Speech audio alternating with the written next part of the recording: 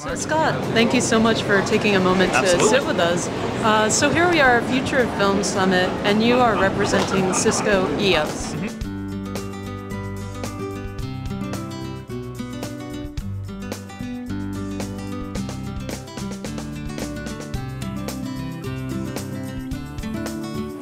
What is one of the main ways a producer might find EOS to be very helpful and really getting their word and getting their product out there? Well, let me take a step back and describe EOS a little bit, because it's a hosted software platform for essentially media companies, like either the company or the producer or the director, or in some ways the star or talent, can build a social entertainment experience built around their brand. So it embeds essentially social tools like blogs, Twitter, and rating and sharing and tagging, things like that, with their premium content.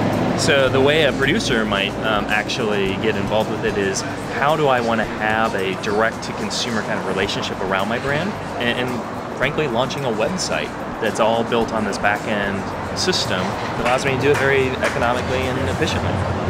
I think a lot of people would know the Cisco name, especially in regards to conferences, phone calls, webinars, that sort of thing.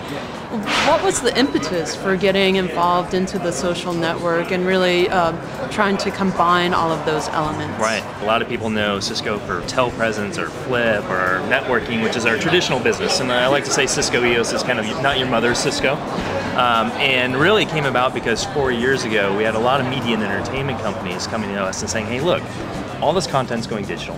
It's all being delivered via the network, which is what you guys are known for. Can't you help us figure out a way to differentiate our brand and monetize that content in the digital world, and not commoditize the value of our premium content?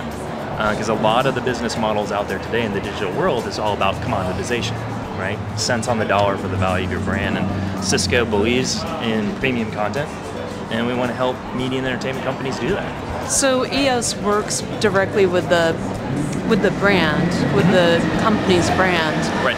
Are you working directly with the company's website, or are you guiding them to a specific type of site that allows them to stretch out into the various platforms? Really, EOS is a white label solution that we're giving to the media company for them to figure out how they want to create these experiences. Our hypothesis is that social networking phase one was all about connecting you to your friends, right? We believe social is now evolving to a point where it's connecting you to the content you love, right? So we're creating communities of content. It's really up to the media owner. Do they want to build that around a website? Do they want to build that around a tab on a website? Do they want to syndicate that content out through EOS to other third parties? And again, it's really helping them understand what's the experience they want to drive with their audience, and giving them the tool set to do that. In regards to a company, perhaps a company that has multiple types of brands, would your recommendation be to keep each type of brand separate, or especially in this sort of format that you're discussing with EOS, is it better to type of combine them and maybe reach a broader audience in that way? We very much believe a blended experience where you bring social together with premium content is kind of this new experience that audiences want and they're willing to pay for in some format, whether that's watching an ad or a subscription or something like that. But let me give you a real life example. Warner Music Group is our largest customer today. They have 700 plus active artists on their roster, and they are launching a series of websites around various acts or bands or individual artists.